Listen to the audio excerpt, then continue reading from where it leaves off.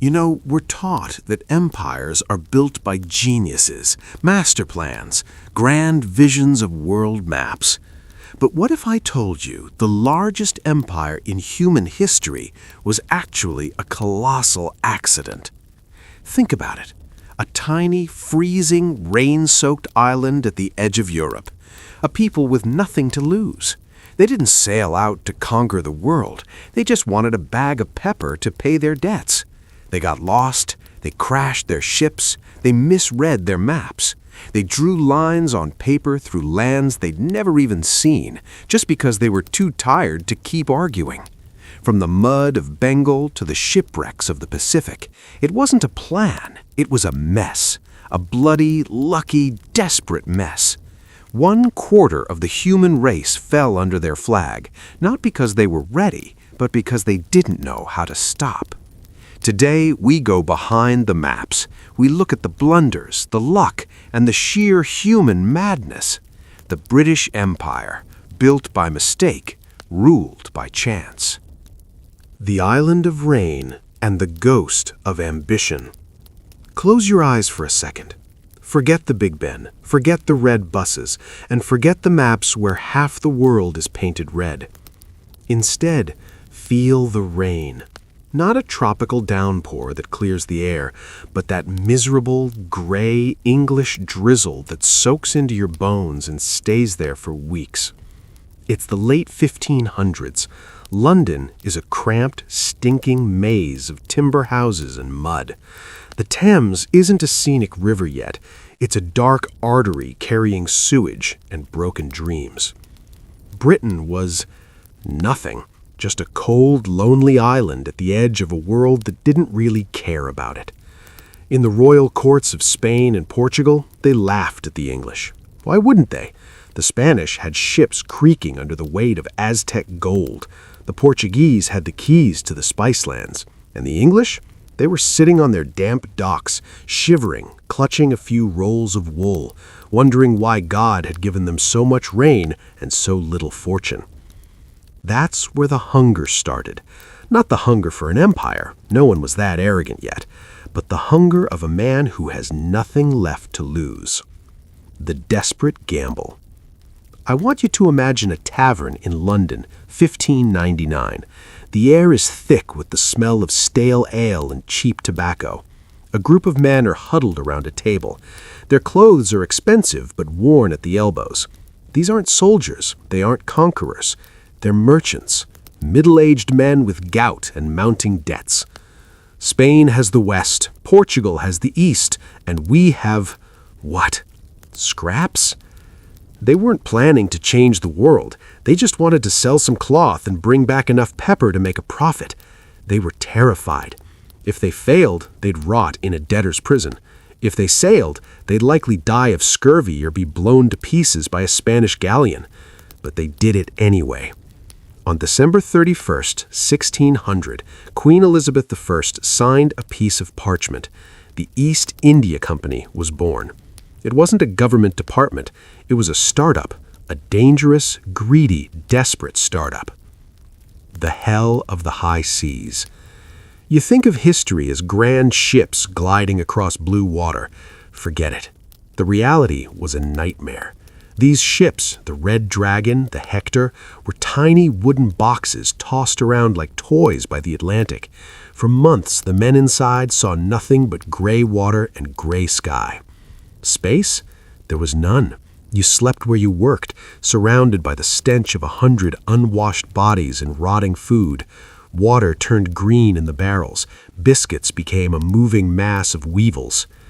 I imagine a young sailor, maybe 16 years old, leaning over the railing at night. His teeth are loose in his gums because of scurvy. He's looking at the stars and thinking, is a bag of nutmeg worth this? If I die tonight, will the ocean even notice? They weren't heroes. They were scared, tired men pushed by a system that told them wealth was the only way to matter. The first accidental empire.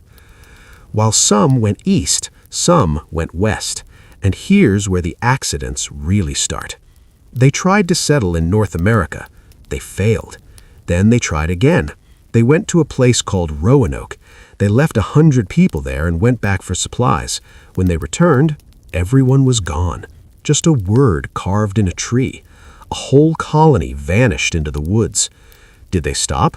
No, not because they were brave, but because they were stubborn. They landed in Jamestown. It was a swamp, a mosquito-infested death trap. They spent their first months looking for gold instead of planting crops. Why? Because they were following a fantasy. They almost starved to death. They ate their horses. Some even say they ate each other. It was a disaster, a complete humiliating blunder. But then someone found a leaf, tobacco. Suddenly, the mistake of Jamestown became a gold mine. They didn't plan to build a tobacco empire. They just stumbled onto a plant that the rest of the world wanted to smoke. The arrival in India, a beggar at the gate. Now, look at the other side of the world. 1608. The ship Hector drops anchor at Surat, India. Captain William Hawkins steps off. He's wearing his best velvet coat, sweating profusely in the heat he's never felt before. He thinks he's important. But when he reaches the court of the Mughal Emperor Jahangir, he realizes he's nobody. The Mughal Empire was the richest thing on earth. Jewels, marble, elephants, silk. Jahangir looked at this sweaty Englishman and probably thought he was a joke, a curious little barbarian from a rainy island. Hawkins didn't come with an army. He came with a letter begging for a tiny bit of space to build a warehouse. "Please, great king," he might have said, bowing so low his head touched the cool marble floor. "Just a small place to keep our cloth. We mean no trouble." And the emperor, feeling generous, said yes. That yes was the beginning of the end, but nobody knew it then. The English didn't, the Mughals didn't. It was just a business deal, a small, insignificant permit for a warehouse. The shift in the soul.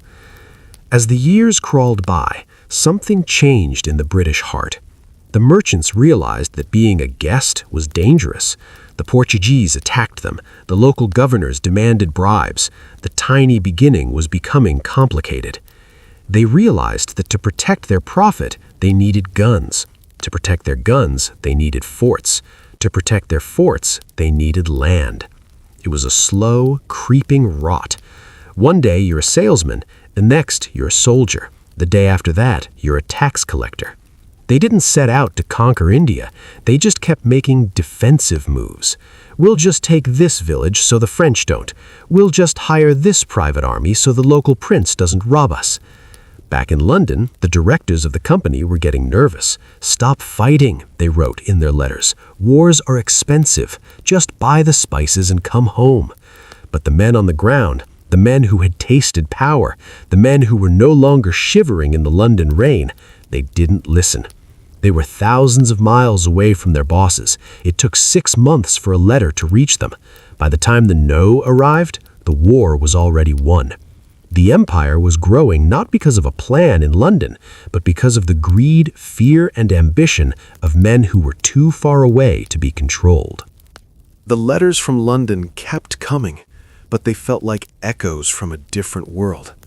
Back on that rainy island, the bosses were counting pennies.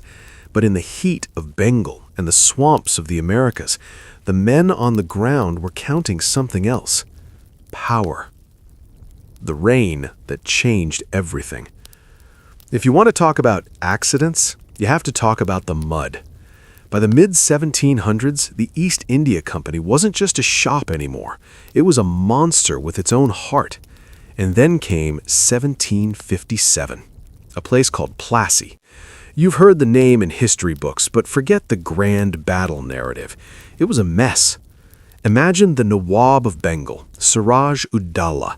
He had the elephants, he had the massive army, he had the home field advantage.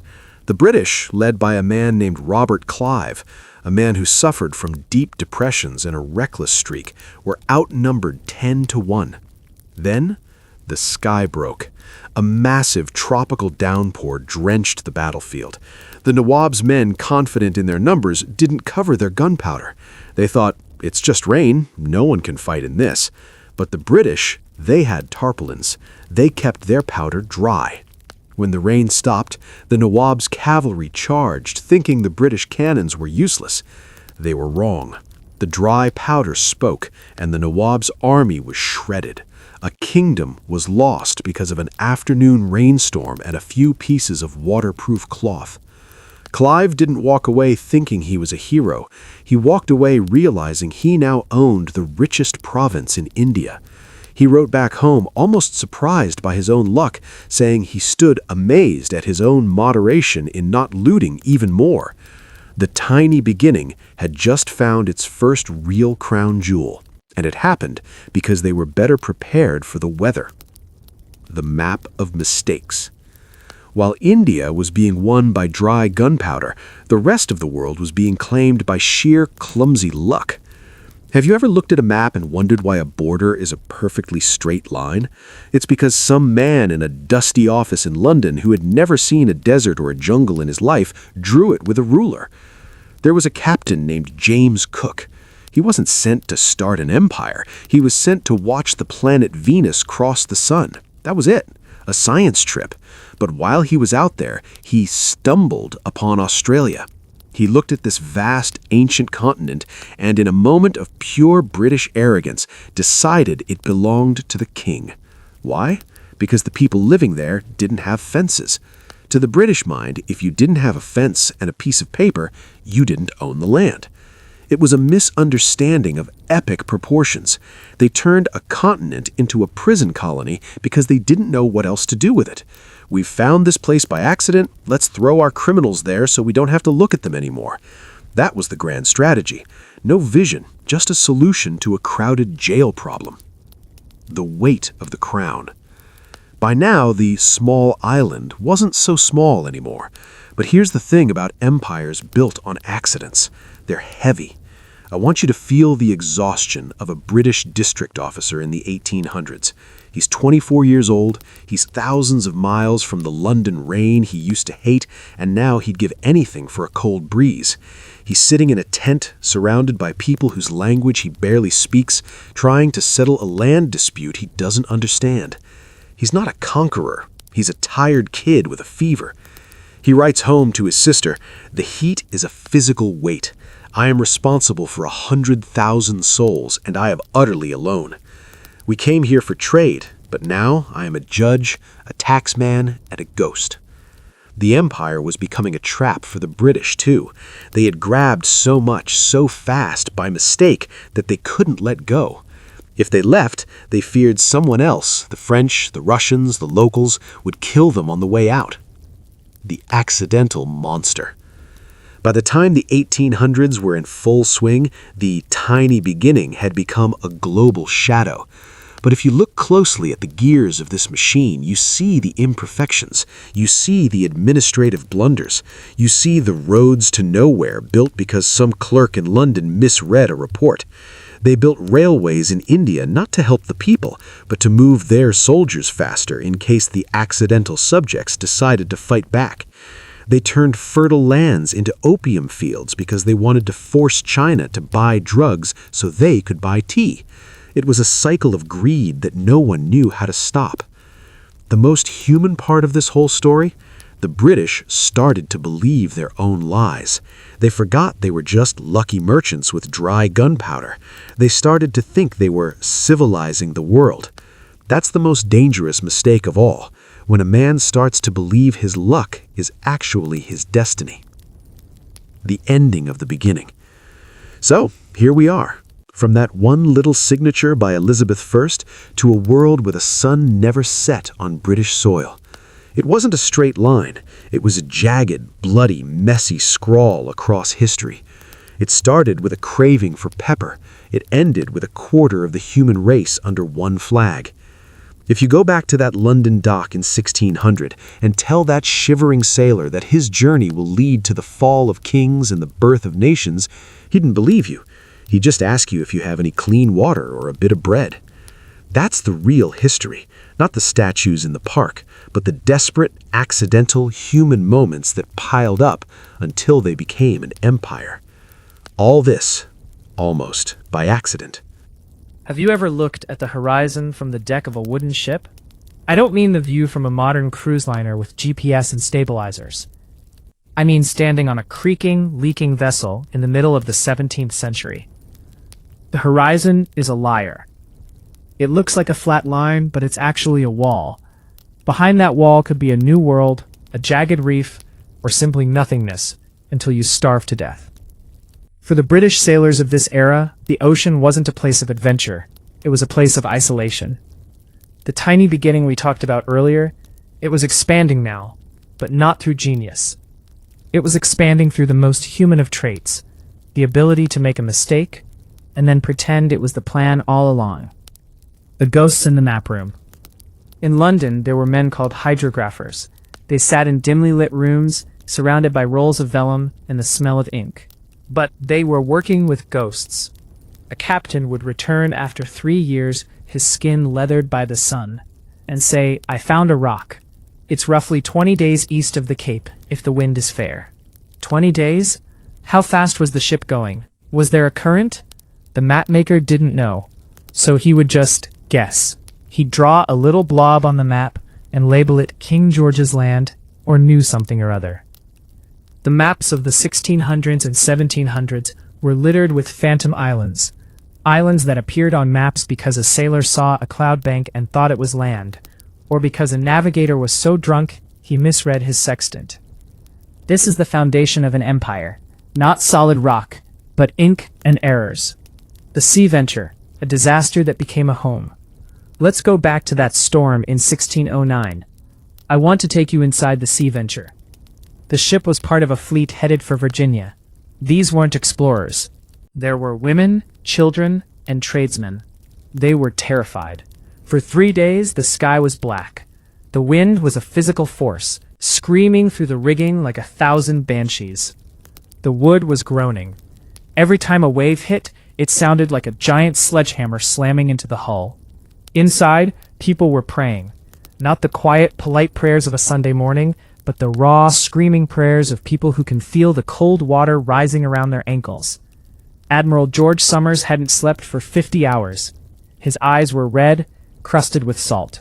He was staring into the darkness, waiting for the ship to break apart. And then he saw it. Bermuda. But Bermuda wasn't a prize then. It was a graveyard. Sailors called it the Isle of Devils. They believed the strange, screeching sounds coming from the island were the souls of the damned. But Somers looked at those reefs and didn't see devils. He saw a chance to stop sinking. Hard. The ship was wedged between 2 rocks. The people scrambled ashore, clutching whatever they could. They stood on the sand, shivering, watching their ship, their only way home, slowly being beaten to pieces by the surf. Imagine that feeling. You're on an island that doesn't exist on most maps. You're surrounded by devils. You have no ship. You are lost. But then the sun came out. They realized the devils were just birds, Bermuda petrels, and wild hogs left behind by Spanish shipwrecks. The island was lush. It was beautiful. It was full of cedar. They weren't conquering Bermuda. They were surviving it. They built 2 new ships out of the wreckage and the island's timber. But when it came time to leave for Virginia, some men looked at the turquoise water and the abundance of food and said, "No, I'm staying. Why go back to a world of taxes and rain when I can be a king in this accidental paradise?" And just like that, without a single soldier being sent from London, Britain had a new colony. It was a gift from a hurricane. The Great Pacific Misunderstanding. If the Atlantic was a challenge, the Pacific was a god. It was so vast it felt indifferent to human life. When the British finally started pushing into the Pacific, they were looking for a southern continent. They had this theory that there must be a massive landmass in the south to balance the world. If there wasn't, they thought the Earth would literally tip over. It sounds funny now, but it was a serious scientific theory. So, they sent ships like the Dolphin and the Endeavour. Captains like Samuel Wallis were sent to find a continent, but they kept tripping over islands instead. Imagine the Dolphin in 1767. The crew is dying. Scurvy is the real enemy here. Your skin turns black and blue. Your old scars, wounds you had 20 years ago, suddenly open up again. Your teeth fall out. The men were ghosts walking on a rotting deck. They were lost, truly, hopelessly lost. Wallace had no idea where he was. Then, Tahiti appeared. When the British discovered Tahiti, it wasn't a diplomatic meeting. It was a clash of two worlds that didn't understand each other. To the British, the island was a resource. To the Tahitians, these pale, sickly men in their giant floating wooden houses were strange. The British claimed the island by sticking a pole in the sand and flying a piece of colored cloth. The locals probably thought they were just decorating the beach. This wasn't a conquest in the traditional sense. It was a desperate stop for water and sex. The British sailors were so desperate for the iron nails from their own ship to trade with the locals that they started pulling the ship apart. The ship was literally deconstructing itself because the men wanted to stay on the island. Wallace didn't have a plan to make Tahiti British. He just wanted to get his men healthy and get out. But he wrote it down in his log. He put it on a map. And once a place was on a British map, the accidental ownership became a legal one in the eyes of London. The map as a weapon. This is where the human part gets messy. The British started to use their mistakes as a way to push out the French and the Spanish. If a British captain got lost and landed on a rock in the middle of the ocean, he would claim it just in case. It was like a game of musical chairs but with islands. "I'm not sure where I am," a navigator would say, "but I'll call it Christmas Island because it's December 25th. "Is it valuable?" the admiral would ask. "It's a rock with some bird droppings on it, sir. We don't want the French having it." They were collecting islands like children collect pebbles on a beach. They didn't know what to do with them. They didn't have the people to settle them. But they had the flags. The Pacific became a dotted line of British accidents. The Pitcairn Islands, found because the mutineers of the Bounty wanted to hide where no one could find them. They were trying to be lost. But even they ended up being a part of the empire eventually. The loneliness of the found. I want you to think about the people who were already there. For thousands of years, people had lived on these islands. They had their own maps made of stars, wave patterns, and the flight of birds. To them, they weren't lost. They were home. Then a bedraggled British ship appears on the horizon. A man with a funny hat steps off, breathes a sigh of relief because he's not going to starve to death, and says, "I claim this in the name of King George." The sheer absurdity of it. Imagine someone walking into your living room because they lost their way to the grocery store and saying, "This is mine now, because I didn't mean to come here." That is the story of the British Pacific, an empire built on the relief of sailors who were just glad to see a coconut tree.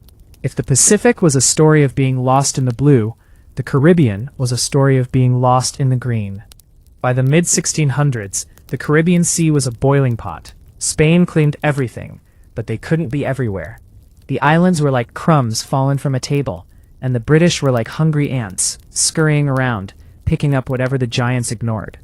But again, don't think of grand armadas. Think of a single, battered ship, its sails patched with old sacks, drifting into a bay because the crew heard there might be fresh water there. The accidental garden of Barbados.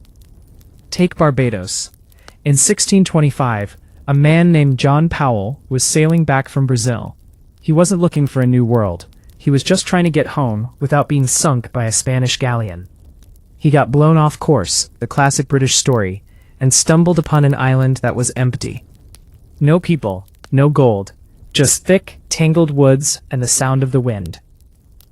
Powell did what every lost Englishman did. He jumped out, claimed it for King James, and then realized he didn't even have the tools to build a hut. He left and came back later with his brother and a handful of settlers. They were just another group of lost men on a chance island, wondering if they should just give up and head back to the rain of London. But then, another accident. Someone brought a few stalks of sugar cane from Brazil. They didn't realize they had just lit a fuse. Within 20 years, that accidental island became the most valuable piece of land on the planet. The forest was hacked down. The birds disappeared. In their place came the white gold. But here's the human tragedy in the heart of the luck. The British realized they couldn't do the work in that heat. They weren't built for it. So to feed their accidental discovery, they started the most deliberate, cold-blooded trade in history. The sugar in a Londoner's tea was paid for by the lives of thousands of West Africans brought to that tiny chance-found island. The luck of John Powell became the nightmare of millions. That's the thing about these accidents. They start small, but their shadows grow long and dark. The mapmaker's fever dream. As the 1700s rolled on, the Caribbean became a giant game of finders keepers. The British Navy was growing, but it was still chaotic. Captains were given orders like, "Go to the West Indies and see if there's anything the Spaniards haven't noticed yet." I imagine a young lieutenant, standing on the deck of a sloop, squinting at a horizon that looks like a smudge of charcoal. He's looking for an island called Santa Lucia or Grenada, but he doesn't have a modern clock. He's calculating his position by throwing a piece of wood into the water and counting how fast the ship passes it. Is it any wonder they were lost? They would land on an island, thinking it was one place, only to find out a week later it was another. Sometimes they'd find a French flag already flying there. "Excuse me," the British captain might say, trying to look dignified while his shirt is soaked with sweat. "I believe this rock belongs to King George." "Preposterous," the Frenchman would yell back. "We arrived here during the last storm.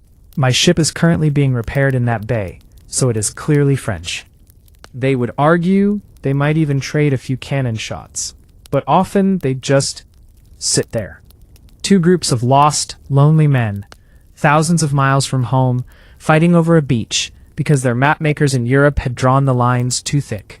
The Pacific dominoes, Australia and the Great Oops. While the Caribbean was turning into a factory, the Pacific was still a series of oops, we found something else. Let's talk about Captain Cook again, but through a human lens. In 1770, he was mapping the eastern coast of what we now call Australia. He wasn't there to build an empire. He was a surveyor. He was a man who loved numbers and clean lines. But then, he hit the Great Barrier Reef. Imagine the sound. That terrifying, grinding crunch of coral against oak. The Endeavour didn't just hit the reef, it was impaled by it. The ocean started pouring in. Cook didn't stay calm because he was a hero. He stayed calm because he had no choice. They threw 40 tons of stuff overboard. Cannons, spoiled food, even their water barrels, just to keep the ship from sliding into the deep. They spent weeks on the shore of a strange, dry land, trying to patch the hole with a piece of sailcloth and some sheep's wool. They were stuck. They were scared. They were surrounded by animals that looked like they were made of spare parts, kangaroos, and people who watched them from the trees like they were ghosts. Cook didn't think, "I am the father of a new nation." He thought, "I hope this sailcloth holds long enough for me to get back to a port where I can get a decent meal." But because he was stuck there, he mapped it. Because he mapped it, he claimed it. He called it New South Wales, because, well, he was a British man and he missed the hills of home.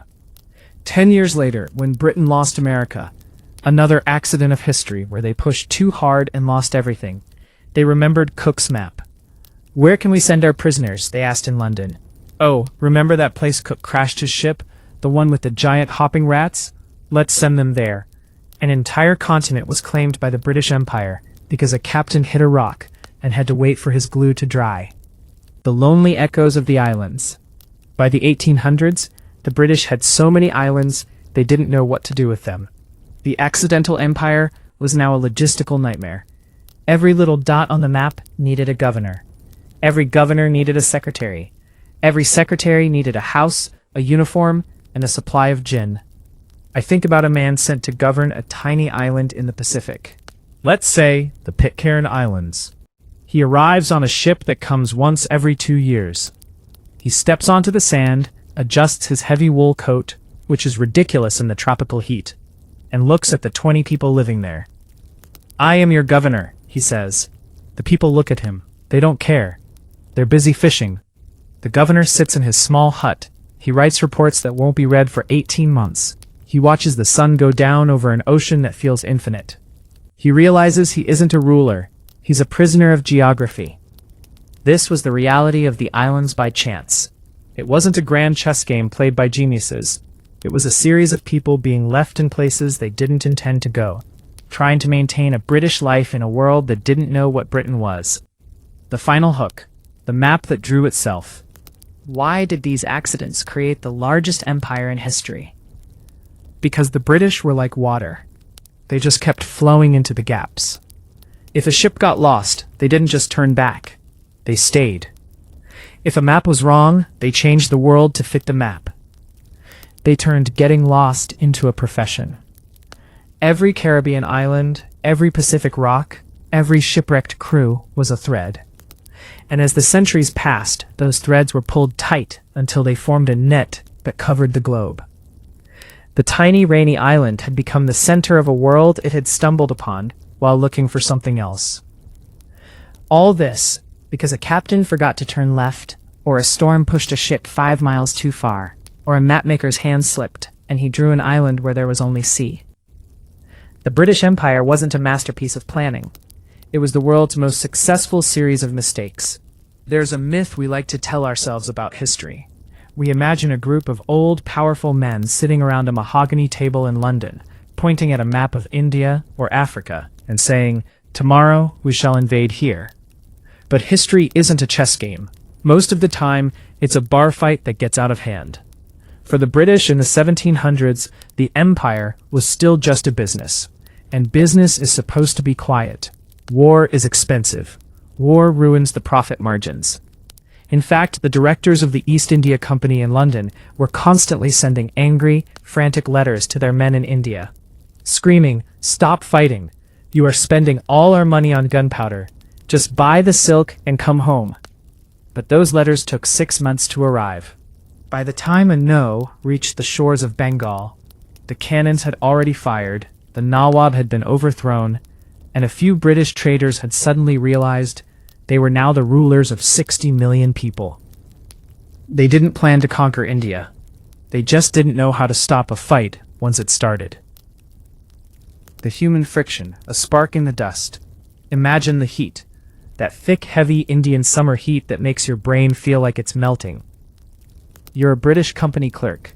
You're 21 years old. You're wearing a heavy wool uniform because that's what civilized people wear, and you're covered in heat rash. You're stressed. You're thousands of miles from home. You're surrounded by a culture you don't understand, and frankly, you're a little bit afraid. On the other side, there's a local official, a representative of the Nawab. He's annoyed. These foreigners are breaking the rules. They're acting like they own the place. A small argument starts. Maybe it's about a boat.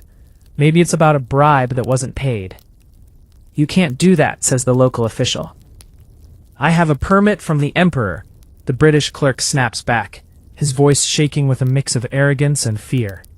In that one moment of human friction, the seeds of a war are sown, not because of a grand strategy, but because two men were tired, hot, and stubborn. This wasn't the British Empire attacking India. It was a series of small, local fires that eventually burned down the entire house. The Black Hole and the Panic of 1756. Before the famous Battle of Plassey, there was a disaster that changed the British soul. Suraj Udaulah, the young Nawab of Bengal, was tired of the British fortifying Calcutta without his permission. He did what any ruler would do. He marched in and took it back. What happened next became the stuff of nightmares. A group of British prisoners were held in a small, cramped room overnight, the Black Hole of Calcutta. Many died of suffocation. Now, look at the human reaction in London. They didn't see it as a political dispute. They saw it as a massacre. The British public, who usually didn't care about India, suddenly wanted blood. And they sent Robert Clive. Clive wasn't a noble general. He was a man with a tortured mind. A man who had tried to take his own life twice before he ever became a soldier. He was a gambler.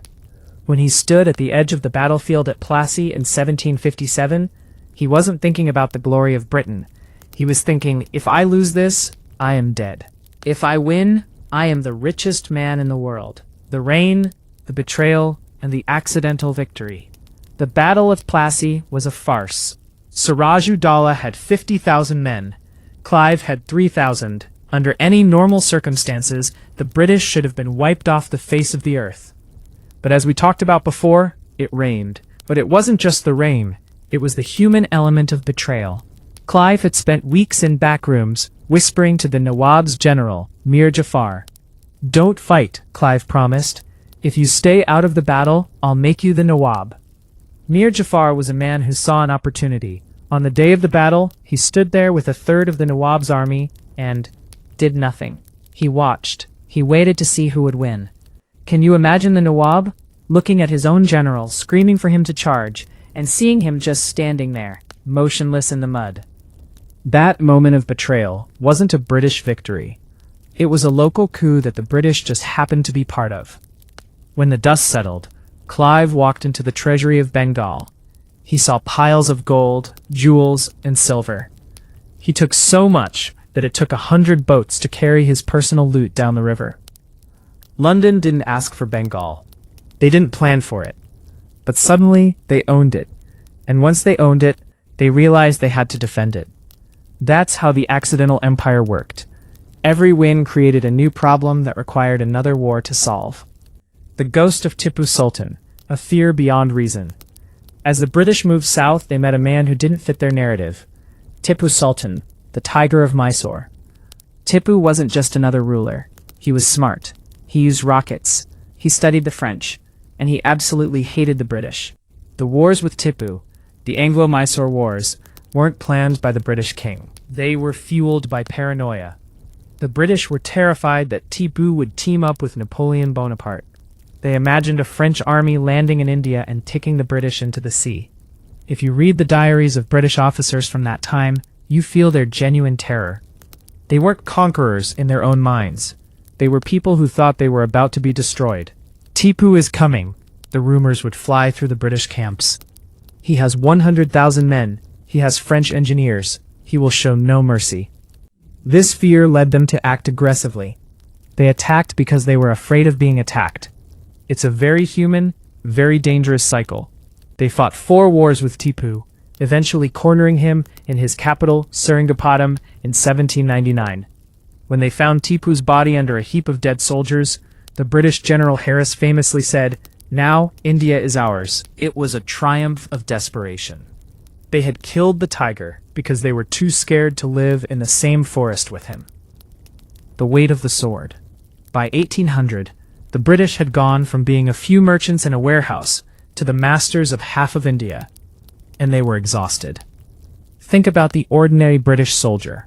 He's a farm boy from Scotland or Ireland. He joined the army because he was starving at home. Now he's marching 20 miles a day in 40-degree heat. He doesn't know why he's fighting. He doesn't care about the Nawab or the company. He just wants a drink of water that doesn't have cholera in it. He's fighting unplanned wars for an unintended empire. The commanders back in London were still complaining about the cost. Why are we fighting the Marathas? The answer was always the same. Because if we stop now, we lose everything. The British were riding a tiger. They couldn't stay on, but they were terrified to jump off. Every accidental victory forced them to take more land to protect the land they already had. It was a snowball rolling down a mountain. It started with a small argument about a trade permit, and it ended with the most powerful empire in human history. If the first half of this story was about the greed of men like Clive, this half is about something much more common and much more dangerous: misunderstanding. By the early 1800s, the British were no longer just guests in India. They were the uninvited landlords. But they didn't have a manual on how to do it. They were making it up as they went along. And when you make things up under a blazing sun, surrounded by people whose language you barely understand, you make mistakes. Large, bloody mistakes. The small spark, when minor rebellions backfire. Think about a small village in the heart of India. The British have appointed a local resident, usually a middle-aged man who misses his mother's cooking and hates the local spicy food. He's there to advise the local Raja, but his advice feels a lot like an order. One day, the Raja dies. He doesn't have a son, so he adopts one. In Indian tradition, that's perfectly normal. But the British, they see a loophole. They call it the doctrine of lapse. No son, no kingdom. It's ours now, says the British official, wiping sweat from his brow. He doesn't realize he's just insulted 1,000 years of tradition. He thinks he's just following a new rule, written in a cool office in Calcutta. A small rebellion breaks out. A few guards are killed. A British warehouse is burned. In London, they would call this a minor disturbance. But on the ground, the British officers panic. They think, If we don't crush this now, every Raja in India will rise up against us. So, they send an army. They take the city. They depose the family. And suddenly another unplanned chunk of territory is added to the map. They went in to restore order. But once the order was restored, they realized they couldn't just leave. Who would collect the taxes? Who would keep the roads open? I suppose we have to stay, the officer sighs, looking at his new, unwanted responsibilities. The empire grew not by a yes, but by a series of, I suppose we have to. The War of the Ghost, the Maratha chaos. Then there were the Marathas. If Tipu Sultan was a tiger, the Maratha Confederacy was a pack of wolves, fast, fierce, and impossible to pin down. The British didn't want a war with the Marathas. It was too big. It was too risky. But the Marathas were fighting each other. One faction came to the British and said, "Help us win our internal power struggle, and we'll give you some land." It was a trap. Not a deliberate one, but a human one. The British captain on the scene, maybe he was ambitious, maybe he was just bored, he thought it would be a quick weekend skirmish. Instead, it dragged Britain into 3 massive, soul-crushing wars. I want you to imagine a British soldier during the Maratha Wars. He's marching through the Deccan Plateau. The ground is like iron. The dust hits into your eyes, your throat, your soul. You're fighting an enemy that appears from the hills, strikes like lightning, and vanishes. You're not fighting for the king. You're fighting because the man next to you is your only friend, and you want to see another sunrise. These wars weren't colonial expansion. They were a desperate struggle to keep the business from collapsing. Every time the British won a battle against the Marathas, they realized the Maratha state had collapsed, leaving a vacuum. If the British didn't fill that vacuum, someone else would. Not because they wanted it, but because they were afraid of what would happen if they didn't. The 1857 shiver, the great misunderstanding. We have to talk about the big one, the 1857 uprising. This wasn't a war planned by kings. It was a war started by a rumor about grease. The British had introduced a new rifle. To load it, you had to bite the cartridge. The rumor spread the grease was made of cow and pig fat. To the Hindu soldiers, the cow was sacred. To the Muslim soldiers, the pig was forbidden. Think about the British officers. They were arrogant. They were out of touch. They said, "Oh, don't be silly. It's just grease. Just do your job." They didn't listen to the human fear behind the rumor. They didn't see the years of built-up resentment, the feeling that their culture was being erased by these men from the rainy island. When the first shots were fired in Meerut, it wasn't a planned revolution. It was an explosion of human emotion. For a few months, the British Empire in India almost vanished. I imagine a British family in Delhi, hiding in a cellar, listening to the boots of the rebels above them. The fear was real. The conquerors were suddenly the hunted. But the British response was even more emotional. It was a war of vengeance. It was brutal, it was bloody, and it was deeply personal. When it was over, the British government did something they had avoided for 250 years. They abolished the East India Company and took direct control. "The businessmen have failed," said the politicians in London. "The Queen must rule now." This was the ultimate accidental victory. The British didn't want to govern India directly. It was too expensive and too much work. But because of a rumor about Greece and a failure of human empathy, they became the official rulers of an empire. The weary winners. By the end of these unplanned wars, the British had won everything. But look at the cost. Look at the cemeteries in India, full of 20-something British boys who died of fever, not bullets. Look at the empty treasuries of the local kings. Look at the scars on the land. An empire won by accident is an empire built on shaky ground. They had used local rulers' weaknesses to their advantage. They had underestimated Tipu, they had cheated at Plassey, and they had panicked in 1857. Every time they stumbled into a victory, they felt they had to justify it by saying they were bringing civilization. But if you could talk to a soldier from that era, sitting by a campfire in 1860, he wouldn't talk about civilization. He'd talk about the heat. He'd talk about the friends he buried. He'd talk about how strange it is that he started as a merchant and ended as a jailer. The British didn't conquer India because they were superior. They conquered it because they were persistent. They were lucky, and they were too afraid to lose. The final hook, a map bought in blood. So the map was now red. But it wasn't the red of an artist's brush. It was the red of a stain. These wars created the permanent empire. The British were now stuck. They had spent so much blood and so much money that they couldn't leave even if they wanted to. They had built a house they couldn't afford to live in, but they were too proud to move out. The accidental victories had created a global superpower, but at a human cost that would take another century to truly understand. The tiny island had its empire. Now it just had to figure out how to live with it. If you visit a former British colony today, whether it's India, Kenya, or Myanmar, you will see them. Sturdy, red brick railway stations, massive stone bridges, government buildings that look like they were plucked out of London and dropped into a jungle. To the casual observer, these are gifts. They are the infrastructure of progress. But if you listen to the ghosts of the people who built them, the story is different.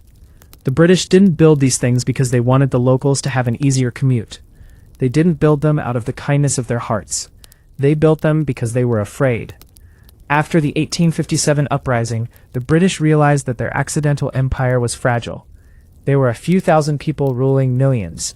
If those millions rose up at the same time, the British would be swept away like dust. They decided that if they couldn't win the hearts of the people, they would cage the land itself. The iron skeleton. Railways for control. I want you to imagine a British engineer in 1865. His name is Henry. He's standing in a swamp in Bengal, swatting away mosquitoes the size of small birds. He's looking at a map that tells him he needs to lay track through a forest that has never seen a wheel, let alone a locomotive. "Why are we doing this, sir?" a young assistant asks. "There isn't a single town for 50 miles. Henry wipes the sweat from his eyes and sighs. "It's not about the towns, lad. It's about the troops. If a rebellion starts in the north, we need to be able to move a regiment from the south in 48 hours, not 48 days." That was the human logic behind the Great Indian Railway. It wasn't built for the farmer to take his grain to the market.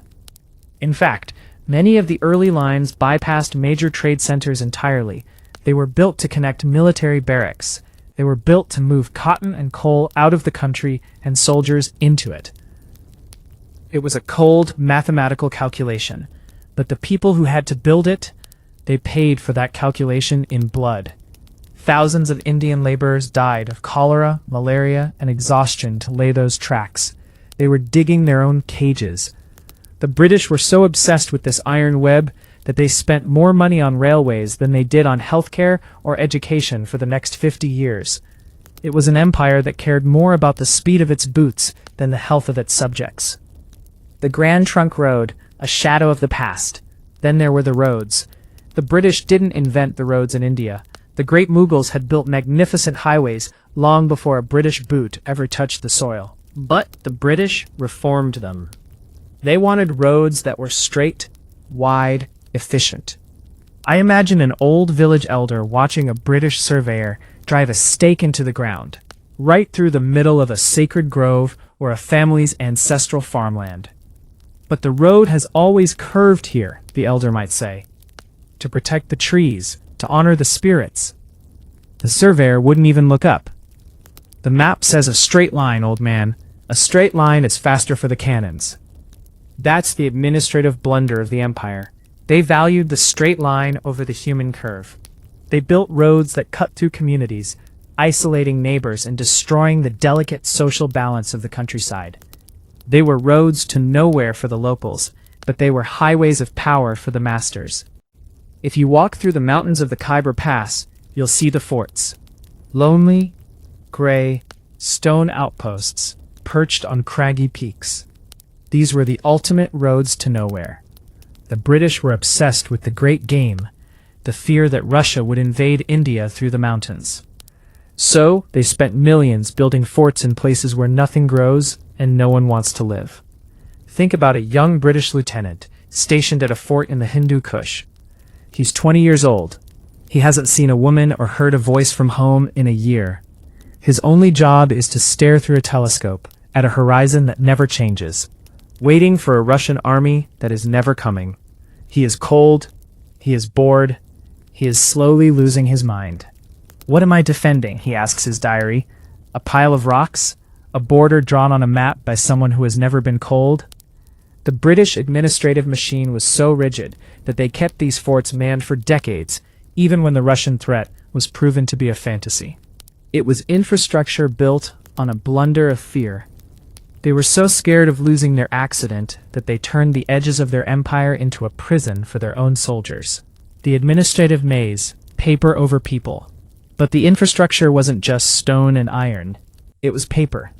The British created a bureaucracy that was so complex, it became its own world. They created districts, collectorates, and divisions. They demanded reports for everything. If a cow died in a village in Bihar, a report had to be written, signed, copied, and sent to Calcutta. This was the invisible infrastructure. It was designed to keep the people in check, to categorize them, to turn a living, breathing culture into a series of numbers on a ledger. But the blunder was that the British started to trust the paper more than the people. A British officer would sit in his office, looking at a report that said, "The harvest is good. The people are happy." He wouldn't see the hollow eyes of the hungry children outside his window because they weren't on the report. This was the ultimate road to nowhere, a system of government that led only to its own offices, completely disconnected from the reality of the human lives it was supposed to serve. They thought they were building a solid foundation. In reality, they were building a wall. If the railways were the bones of the empire, the telegraph was its nervous system. Before the wires came, news traveled at the speed of a horse or a boat. A rebellion could start in one province, and the governor in Calcutta wouldn't know about it for weeks. But in the 1850s, the British started stringing copper wire across the subcontinent. Imagine an Indian villager in 1855 looking up at a wooden pole with a humming wire stretched across it. To him, it was magic or a curse. The British called it the electric post. To the locals, it was known as the whispering wire. The British didn't build this to help people send happy birthday messages to their cousins. They built it so they could whisper orders across mountains and rivers. During the 1857 uprising, the telegraph saved the British. It allowed them to warn their garrisons before the rebels arrived. One rebel leader, as he was being led to the gallows, reportedly pointed at a telegraph wire and said, "That is the string that strangled us." It was infrastructure as a weapon, but the blunder was that the British became addicted to it. They stopped talking to the people and started talking to the wires. A clerk in London could now send a message to India in minutes, telling a man on the ground how to do a job he had never seen. This created a road to nowhere in communication. The local knowledge, the human nuance, the feel of the land, all of it was sacrificed for the sake of a clicking machine in a cold office. The bridges to a dying river. Then there were the bridges. The British were world-class engineers, and they wanted to prove it. They built massive arched bridges over rivers like the Indus, the Ganges, and the Irrawaddy. I want you to think about the pride of a British architect. He wanted his bridge to be imperial. He wanted it to look like London. So they built these heavy, rigid structures. But Indian rivers aren't like the Thames. They are wild. They change course. They flood with a violence that a man from a rainy island can't comprehend. There are stories of the British building a magnificent, expensive bridge, only for the river to shift its path by 2 miles during a monsoon. The British were left with a masterpiece of engineering sitting in the middle of a dry field, a literal bridge to nowhere. Instead of moving the bridge or learning from the river, the administrative machine would often just ignore it. The bridge remained on the map as a success, even while the locals waded through the mud 2 miles away. It was the perfect metaphor for the empire, a grand, expensive structure that was totally disconnected from the reality of the ground it stood on. The architecture of arrogance. And what about the buildings? In cities like Bombay, Calcutta, and Nairobi, the British built Gothic cathedrals and neoclassical offices. Why build a stone building with tiny windows in a place where the temperature hits 45 degrees Celsius? Because of the blunder of image. They wanted to look permanent. They wanted the locals to look at a massive stone clock tower and think, "These people will never leave." I imagine a young Indian clerk working inside one of those buildings. It's an oven. The stone traps the heat. The air is stagnant. Outside, the traditional buildings have high ceilings, open courtyards, and ways for the breeze to flow. They sat in their stone boxes, sweating through their wool suits, drinking lukewarm tea, all to maintain the illusion of England. It was infrastructure as a theater. It wasn't designed for the climate. It was designed for the ego. The hardened rule, a blunder of success. The most ironic part of this story is that these roads to nowhere actually made the British rule harder to break, but also harder to breathe in. Because they had built the railways, they had to tax the people more to pay for them. Because they had to tax the people more, the people became poorer. Because the people became poorer, they grew angry. And because they grew angry, the British built more forts and more telegraph lines to watch them. It was a self-fulfilling prophecy of control. By 1900, the British looked at their maps and saw a web of red lines, roads, rails, wires. They thought they had tamed the world. But they hadn't noticed that the people were using those same roads to meet and plan for independence. They hadn't noticed that the telegraph wires were carrying the news of their own eventual downfall. The unintended empire had built its own exit ramp. They thought they were building a cage for their subjects, but they were actually building the very tools that would eventually lead the people to the gates of freedom. The final hook, a ghostly legacy. If you go to these places today, the trains still run on those same tracks.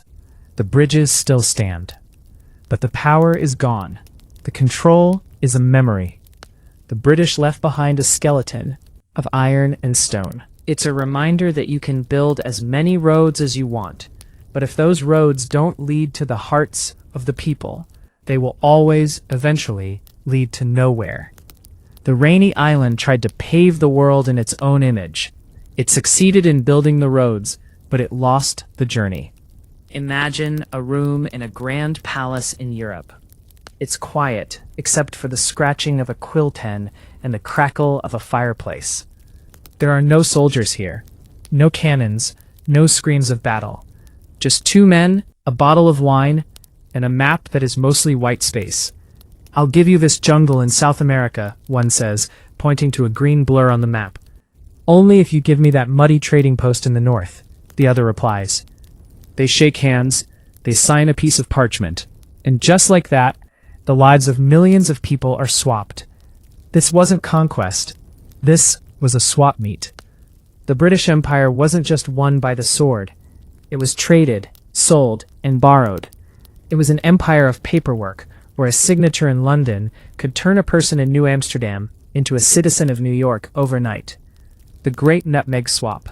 Suriname for Manhattan. Let's talk about the most famous trade in history. 1667. The Treaty of Breda. At the time, the Dutch were the kings of the sea, and the British were the scrappy underdogs. The Dutch had a colony called Suriname in South America. It was hot, it was humid, but it was full of sugar, and more importantly, it was near the Spice Islands. To the Dutch, Suriname was a gold mine. On the other side, the British had New Amsterdam, a cold, dirty little fur trading outpost on a tiny island called Manhattan. The British wanted the Dutch out of North America. The Dutch wanted the British out of the spice trade. So they sat down and made a deal. The British said, "Fine, take Suriname, give us Manhattan." I want you to feel the irony in that room. The Dutch negotiator probably walked out thinking he had cheated the British. "Those fools," he might have laughed. They traded a land of sugar and spice for a swampy island where nothing grows but cold wind. He wasn't a villain. He was just a practical man. He was just a man making a logical business decision based on the values of 1667. He couldn't see the skyscrapers of New York. He couldn't see the center of world finance. He just saw a bad trade. This is the accidental nature of diplomacy. The British didn't know they were getting the most important city in the world. They just wanted to tidy up their map. They stumbled into greatness because they were willing to trade a certain profit for an uncertain future. The human cost of a signature. But think about the people living in those places. One day you are a Dutch citizen. You speak Dutch. You follow Dutch laws. You dream of Amsterdam. Then a ship arrives. A man walks off with a piece of paper and says, "Change of plans. You are now British." Please learn to love the king and start paying taxes to London. There was no vote. The people were treated like the dirt on the bottom of the diplomat's boots. I imagine a Dutch merchant in New Amsterdam looking at the British flag being raised. He feels a sense of betrayal. His home hasn't changed, but his identity has been traded away to settle a debt 3,000 miles away. This paperwork created a world of displaced souls, people who are British on paper but something else entirely in their hearts. The Caribbean poker game. In the Caribbean, this wild diplomacy was a constant fever. Islands like St. Lucia or Guadeloupe changed hands so many times that the people living there probably stopped bothering to learn the language of their masters. St. Lucia changed hands 14 times. Imagine being a farmer on that island. Who owns us this morning, Jacques? The British flag is up, Pierre. Better hide the good wine. The British are coming for taxes again. The diplomats in Europe treated these islands like chips in a poker game. I'll trade you 2 Caribbean rocks for a fishing right in Canada. Deal. It was a total lack of human empathy. The British administrative machine didn't see people. They saw assets. A mistake on a treaty, a misplaced comma or a misunderstood boundary could lead to a war that lasted 20 years. They were gambling with lives they would never see, in places they would never visit, to satisfy an ego they couldn't even define. If the first half of this chapter was about trading assets, the second half is about the sheer arrogance of the lease and the line. This is where diplomacy stops being a business deal and starts being a tragedy. By the 19th century, the British weren't just swapping islands. They were experimenting with time and geography. The 99-year lie, the borrowing of Hong Kong. In 1898, the British looked at Hong Kong. They already had the main island, but they wanted more. They wanted a buffer zone. But instead of an outright war, they turned to their favorite weapon, the contract. They signed a lease for the new territories for exactly 99 years.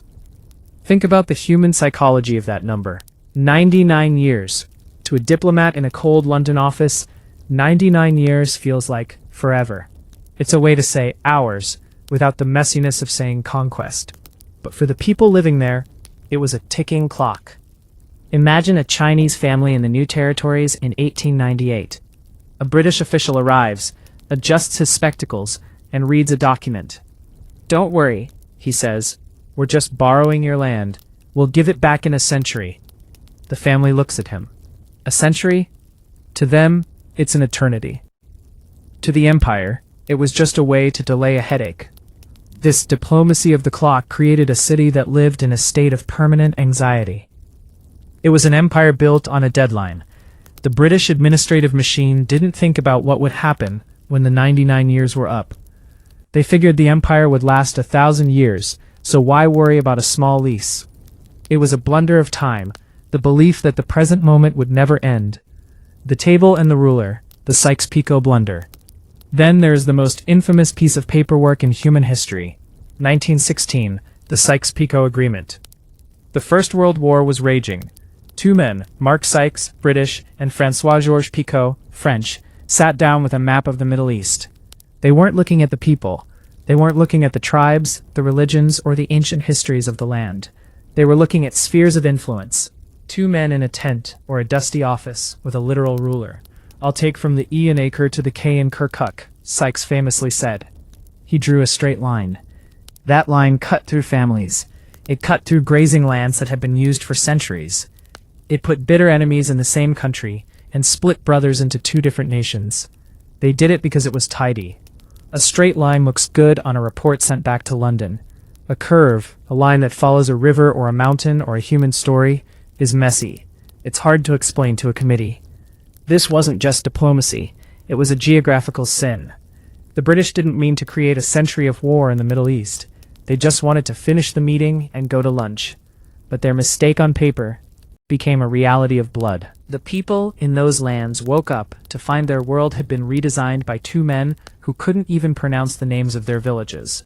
The accidental abandonment. The Suriname regret. Remember Suriname, the place the British traded for Manhattan? By the late 1800s, the British realized they might have made a mistake. They saw the Dutch making a fortune from the sugar and the mines. There were letters in the colonial archives where British officials actually complained, "Why did our ancestors give this up for a pile of rocks in New York?" They tried to negotiate it back. They tried to find loopholes in the old treaties. But the paper was solid. The gamble had worked against them this time. It shows the human imperfection of the empire. They weren't all-knowing geniuses. They were gamblers who sometimes lost. They traded away gold mines for swamps, and then spent 100 years trying to win them back with more paperwork. They were haunted by their own signatures. The paper tiger's legacy. As the years passed, these treaties became the chains of the empire. The British found themselves defending borders they didn't like because of treaties their grandfathers had signed while drunk on port. They found themselves ruling islands they didn't want because of a trade made in 1667. The paperwork had taken on a life of its own. I think about a British clerk in 1920, buried under a mountain of files. He's trying to figure out why Britain is responsible for the defense of a tiny port in the Persian Gulf. He finds a document from 1820. It's yellow, crumbling, and written in a script he can barely read. Because of this scribble, he sighs, we have to send a battleship. The empire wasn't being led by men anymore. It was being led by the archive. The mistakes of the past had become the laws of the present. The final hook. The ink never dries. In the end, the British Empire was dismantled by the same tool that built it. The pen. The independence of India, the return of Hong Kong, the partition of nations, all of it happened on paper. The wild diplomacy came full circle. The men who had spent centuries drawing lines on maps now had to spend their final days erasing them. But you can't just erase a line, not when it's been drawn through a human heart. The British left behind a world shaped by their paper poker games. They left behind New York, a global powerhouse they stumbled into. They left behind a Middle East in flames because of a straight line. And they left behind a lesson. A signature takes a second. The consequences last forever. The rainy island had tried to organize the world into meat boxes. But the world is not a box. It's a messy, breathing, human thing that refuses to stay inside the lines. If you could take a time machine back to that rainy London dock in 1600 and tell a starving sailor that his desperate voyage for pepper would lead to a world where people in Fiji, Nigeria, and Canada all speak his language, he would think you were mad. He would laugh at you. We can't even keep the French out of our own waters, he'd say. How could we possibly own the world? And yet it happened. Not because the British were a master race, and not because they had a grand plan. It happened because of the sheer, messy momentum of history. The British Empire was a snowball that started with a few crystals of greed and fear, and as it rolled down the mountain of time, it picked up everything in its path. But what is the cost of a snowball that grows that big? What happens when the snow finally melts? The accidental language, a bridge built of salt. The most visible legacy of the British Empire isn't a statue or a building. It's the words coming out of my mouth right now. English. The British didn't force the world to speak English because they thought it was the most beautiful language. They didn't have language schools in the 1700s. People started speaking English because they had to. If you wanted to trade, if you wanted to navigate the administrative maze we talked about in Chapter 4, if you wanted to survive in the paper gamble of Chapter 5, you had to speak the language of the man with the ledger. I imagine a young student in a colonial school in 1910. He's reciting Shakespeare in the middle of a tropical heat wave. To him, the words feel foreign, like stones in his mouth. But those stones became a tool. The accident here is that by giving the world a common language, the British accidentally gave their subjects the tools to talk to each other.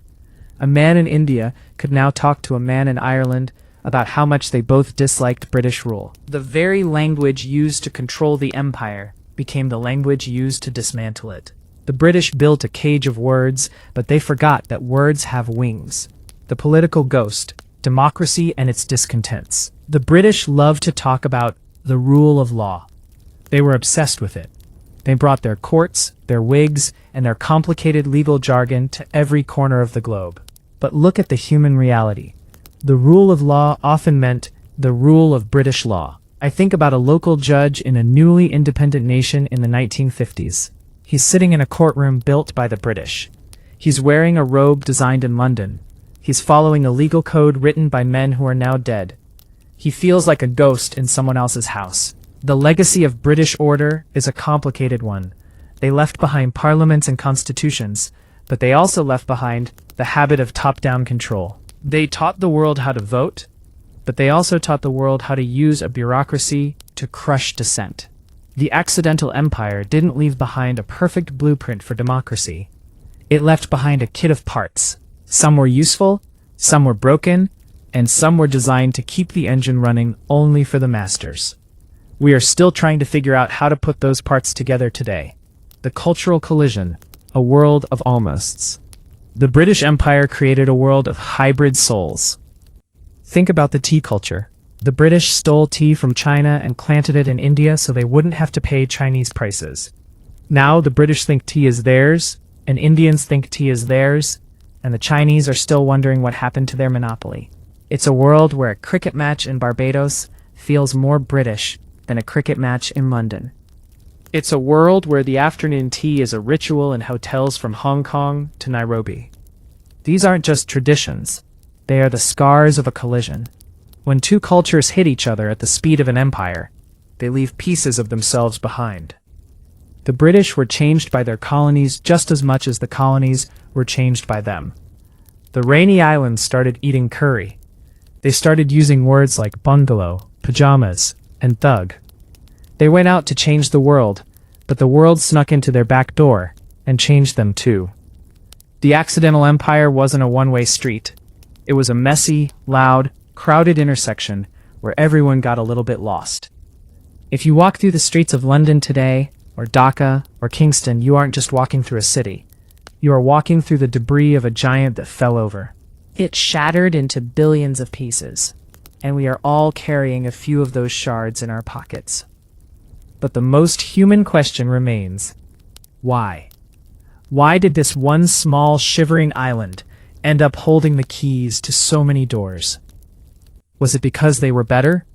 No. Was it because they were destined? Absolutely not. It was because they were the world's most successful muddlers. They got into messes, they stayed too long, they made mistakes, and they had the stubbornness to call those mistakes history. The border of blood, a legacy of lines. We have to talk about the lines again.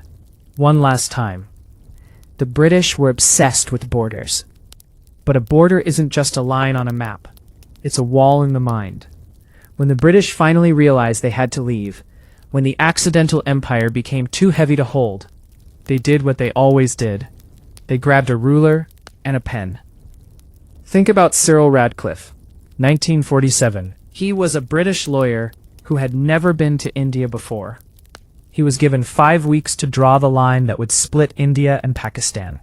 5 weeks to decide the fate of millions. I want you to feel his panic. He sat in a hot room, surrounded by maps he barely understood, knowing that wherever he drew his ink, people would die. He wasn't a monster. He was a man out of time, trying to finish a job that was impossible. The result was a tragedy that is still breathing today. Families were split. Neighbors became enemies. Millions had to run for their lives because a man from a rainy island had a deadline and a dull pencil. This is the legacy of mistakes at its most raw. The British stumbled into India by accident, and they left it in a panic. The tragedy isn't just in the conquest, it's in the unplanned exit. They were so busy being masters that they forgot how to be guests, and when they finally left, they forgot to close the door gently. The Commonwealth, a ghost of a dream. Today, we have something called the Commonwealth. 56 countries, mostly former colonies, still meeting and talking. Why? Why would countries that were colonized, taxed, and suppressed want to stay in a club with their former master? It's not for the politics. It's for the human connection.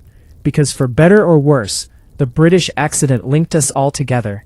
A doctor in Lagos can work in a hospital in London because the training is the same. A lawyer in Barbados can cite a case from Canada because the law is the same.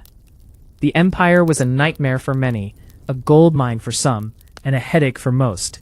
But it created a global village long before the internet existed. We are a family of strangers, linked by the mistakes of sailors who got lost, 300 years ago. The final reflection, the empire of the mind. As we close this story, I want you to think about the tiny beginning we started with. The British Empire wasn't a masterpiece of planning. It was a series of reactions. They were hungry, so they sailed. They were scared, so they fought. They were lost, so they stayed. They were arrogant, so they ruled. It's a very human story of failing upwards. They made 1,000 blunders, and somehow those blunders added up to a world power. But being a superpower didn't make them happy. By the end, the British were exhausted. Their island was still rainy. Their people were tired of war. The legacy isn't the red on the map. The legacy is the realization that history is fragile. If a storm hadn't hit the Sea Venture, there might be no Bermuda. If it hadn't rained at Plassey, India might have been a different world. If a diplomat hadn't wanted to go to lunch early, the Middle East might be at peace. We live in a world made of what-ifs. The final hook, almost by accident. So here is the truth of it all.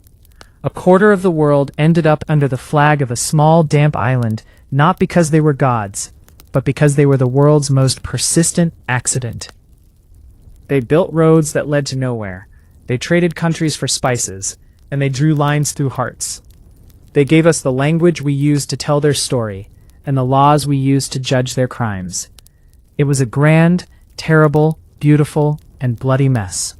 And as we look at the world in 2026, we realize that we are still living inside that mess. We are still trying to fix the mistakes of 1600. We are still trying to find our way home on maps that were drawn incorrectly. The empire is gone, the ships have rotted, the flags have faded, but the accident remains. All this, almost by accident. And maybe, just maybe, that's the most important lesson history can teach us.